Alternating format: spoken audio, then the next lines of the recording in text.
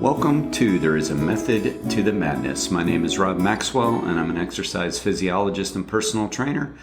I'm the owner of Maxwell's Fitness Programs, and I've been in business since 1994. So for those that are wondering, no, I haven't turned this podcast into the Helium Head podcast with the crazy Mickey Mouse voice. We had some technical issues, and oh, brother, got that one taken down, and live and learn. So I'm going to redo that show today because I know it's a great topic. Before I get to that, I want to thank our sponsors, Jonathan and Lyn Gildon of the Gildon Group at Realty Pros. They currently have over 275-star reviews on Zillow. And the owners, Jonathan and Lyn, actually have degrees in real estate and business, which is really, really cool because that makes them true pros. And I'm so big on that. Like in my industry, you better have the qualifications or I'm not happy. So they have their qualifications, and that means they're in it to win it and to be pros. I will put all their contact information in the show notes. All right, so this was a great question coming from Harpreet, who is a client and listener who lives here in Florida part of the year and in California the other part. And his question was, what are the best types of workouts for energy? All right, so let me address that. Now, I'm assuming I know what kind of energy Harpreet is talking about. I'm assuming he means to kind of feel uplifted after the workouts and to feel a little bit better about yourself and physically just feel maybe a little bit like you're on a high. And exercise can absolutely do that. And there are some things we can do to manipulate the acute program variables. And that's what we in my industry call like manipulating different things like sets and reps and tempo, intensity, and all that to get the greatest effect. And there are ways to do that with that. So first, let me state some laws, or a law, because that's what the method to the madness is. So the first law of thermodynamics states that energy cannot be created nor destroyed. So when we say create energy or to bring about energy, what we're really talking about is moving it around because it can't be created nor destroyed, which is actually really, really cool if you think about it from the big picture. So we know that energy is there, and how do we best utilize the energy that is out there regarding our workouts and nutrition? So what we're talking about here is a link between your nervous system, which is the brain and spinal cord, and your endocrine system, which is your hormonal system. And those two things work together, and they are so important to understand. All right. I think we all know how important it is to keep our hormones in check the best that we can, right? They dictate so many things. So really there are 6 hormones that we need to pay attention to as far as I'm concerned regarding having the best energy and best utilization from our workouts. The first are more of our mood hormones, which are going to be your serotonin, your endorphins, and your dopamine. So if you're familiar with serotonin, that's because a lot of the antidepressants out there, the SSRIs, so to say, that's what they're manipulating. That's what that stands for, serotonin reuptake inhibitor. The drug actually keeps your body from uptaking more of the excess serotonin. So essentially it leaves more in your circulatory system, which then goes to the brain, and you have different effects. So obviously then serotonin is a big deal if there's medications made to help manipulate that. And serotonin and dopamine, which kind of go hand in hand, and endorphins all work hand in hand to uplift the mood and to give you what I like to call positive energy. All right. So let's take them first. The best types of workouts to really get those increased are more of the moderate to a little bit higher than moderate intensity cardiorespiratory exercise. Now, studies have shown that if you just go for a light walk, you're definitely going to feel a little bit better. You're going to get adrenaline going first. And adrenaline is the hormone that wakes us up, so to say. So if we're walking along and somebody honks their horn and it startles us and we jump really quick, that's the adrenaline that gets us going. So adrenaline can be kind of linked into this mood stuff too. Like we need it a little bit to get us going. That's why there's been plenty of studies that have shown that some caffeine prior to workouts is good because it does stimulate the central nervous system, again, brain and spinal cord a little bit to get us moving and up and out the door. And there's also research that shows that a little bit of caffeine prior will help us burn more body fat as well, or utilize the fat in our bloodstream. All right. So if we just get out the door and we're doing say a moderate walk, we're going to influence those three key hormones decently. But studies have shown that when we get around 80% of our VO2 max or 80% of our maximum heart rate or somewhere near that, and it's very critical. I like to always say what you need to know.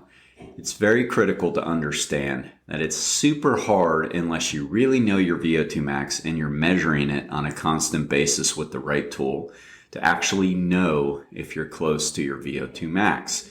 And regarding heart rate, because most of us, I was going to say most of us definitely wear heart rate monitors to some certain degree, are all focused in on our heart rate. Well, keep in mind that we're not 100% sure unless you've tested it that heart rate showing in your watch is really your maximum heart rate. And if it doesn't really know your maximum heart rate because it's just going by your age, which we call age predicted maximum heart rate, then all of the zones from there may not be accurate unless your maximum heart rate is accurate. So don't worry about all that. Just let's get to what the studies say. The studies say that if you're around 80%, so think about it, 80% out of 100% is fairly high. It's not maximal where you feel like you can't catch your breath, but it is pretty high. Studies have shown if we get up there in that 30-minute range or so, 30 to 45 minutes, we're going to maximize those happy hormones. Now, isn't that a cool thing? I think so. Now, just like everything in life, it can be overdone. All right. So if we continue to push that barrier, if we continue to go harder and harder and longer, we start to see naturally a drop off. In other words, we don't continue to just get more happy and energetic and high. Nope. We get to a point where that stops and peaks, and then it starts to take us backwards. And so this is why it is common in my industry to hear of elite or top age group endurance athletes complaining about almost being depressed after a long stint of training. They get overtrained and they start to pick up some of the same symptoms as somebody who's clinically depressed or clinically anxious. And they go to the doctor and they have all of those symptoms, and the doctor then, possibly prescribes different medications. In reality, what has happened is they've really put themselves in adrenal fatigue.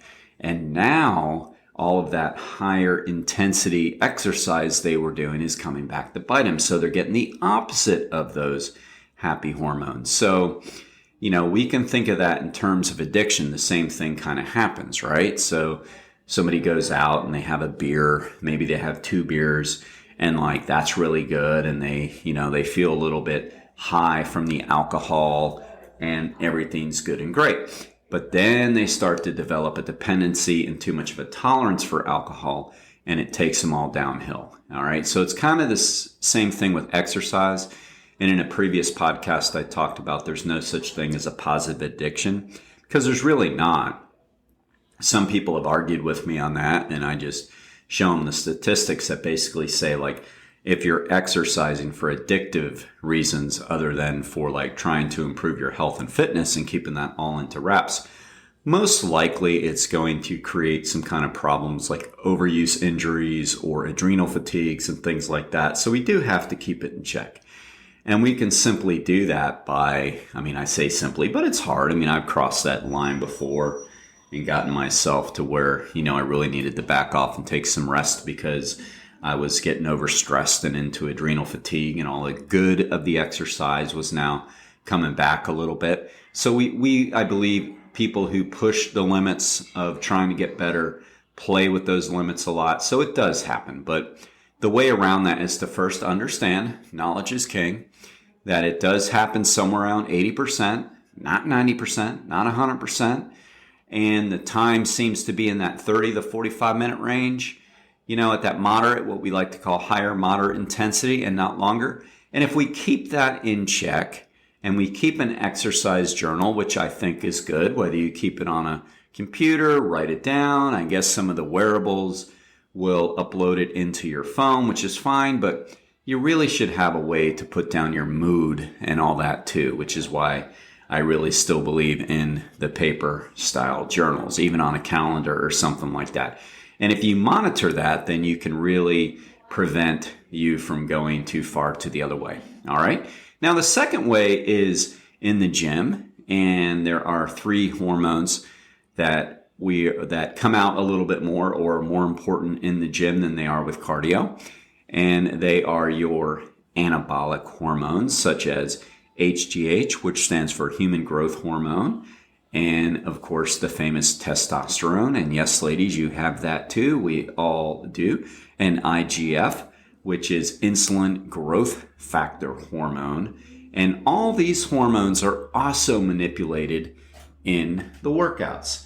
Not so much in cardio so much, because these are more anaerobic hormones, all right? They also have an effect on our energy levels and moods. So also, if you pay attention to the news, you know that especially a lot of men are, as they get to middle age or older, are starting to get testosterone shots or whatever, and they do that for various reasons. But one of the reasons they claim is that they're a little bit depressed if they don't. Okay, so I'm not going to touch that subject a whole lot. I'll just say that I'm not a huge fan in taking something like that synthetically unless you really, really, really have to, and you really, really trust your doctor, and you guys have had long talks about it, and I'll just leave it at that.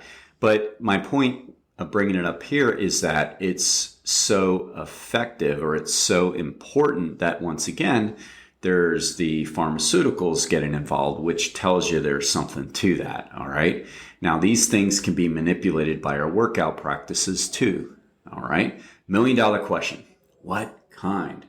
All right. So if you see those guys at the gym, and I'm not making fun of them, I've done it, and that's fine for what they're trying to do. But if you see them bench pressing really, really heavy, and then waiting a long time, maybe drinking some water, drinking their pre-workout, taking a selfie, whatever, and then 2, 3, 4 minutes later, they do another set. All right. So that's a classic powerlifting style workout.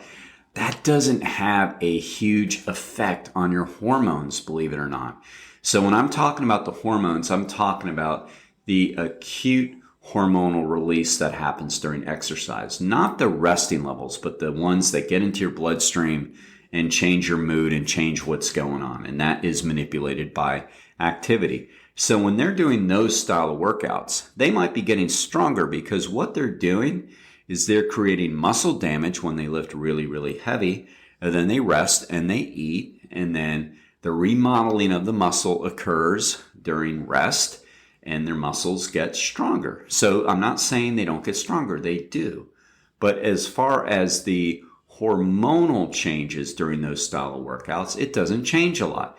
Now, they might leave the workout in a little bit more of a high state and all, because they got their adrenaline going a little bit, and maybe they feel extremely proud of themselves for some heavy lifts.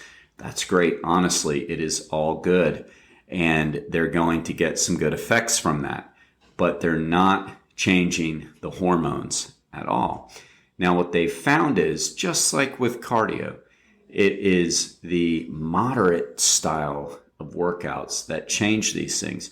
So then you might see a bodybuilder style person, or a person trying to lose weight, or a CrossFitter or somebody like that, who tends to be working with a lot higher rep range. And they're not taking a lot of time in between sets. Like maybe they're taking a minute between sets, but they keep moving. You might see them do a set of pull-ups and then run over, jog over, walk over briskly, and do a set of leg press, which we call a superset. And then they go back and forth. So studies have shown that it's those moderate intensities, moderate meaning like the rep range of say 8 to 15 with less rest time, a minute or less, that tend to spike the anaerobic hormones of human growth hormone, testosterone, and IGF. It spikes them more. So for the bodybuilders, they're getting that response that they really want, which is going to help create hypertrophy, which is why there's a difference between, say, pure strength training and training for muscular size because of those hormonal responses. So the bodybuilder training in that moderate zone, and I know this isn't really the point, but just so you can understand there's a method to the madness, they're getting the benefit of those hormones, and so they're going to get more hypertrophy and a different kind, what we call, to get super technical, sarcoplasmic hypertrophy, and they're going to increase their size. They're not going to be able to use as much weight naturally. Hopefully you understand that, because the rest times are less, but they're still getting a hormonal load. All right. So those are also the best style of workouts to get yourself in a better mood, so to say. So CrossFitters may not be looking to necessarily pump up or get bigger muscles, although I don't think they mind it, but they are looking to improve their conditioning so they keep the pace of the workouts going pretty fast too. And that tends to be the key. So like moderate intensities with low rest time seem to spike the anabolic hormones more than just basically doing either very low intensity workouts where, you're not using very much resistance and you're not getting close to failure and you're not pushing it. That's not going to do a lot. Pure strength training workouts, we're using heavy loads and long rest periods. That's not going to do it either. So much for the moods. Both of those things are good. I mean, if you're going to the gym, it's great. So, but we want to maximize our time and think about what we're trying to do. All right. So just like the cardio though, if we start overdoing those intense workouts with low rest time, we could essentially put ourselves in adrenal fatigue too and hormonal fatigue as well. So we've got to watch it. We can't be overdoing it. And again, the studies seem to really point to the 40 to 45 minute time period as far as the cutoff goes, somewhere over 25 to 30 minutes as far as getting a nice stimulus, and then really listening to the body when we know we're doing it too much. And again, with this one, it's a little bit harder to say measure it on paper because a lot of people might be doing split routines, and that might be their style of working out every day almost, with maybe a day off in between. And they're getting rest from basically training different muscle groups. So they just really have to pay attention to it. And again, knowledge is king. Knowing that we are pushing it harder means we don't need to take every set to puke level, right? We just need to understand that, all right, so I want to get through this workout and I'm only going to give myself 1 minute rest in between sets.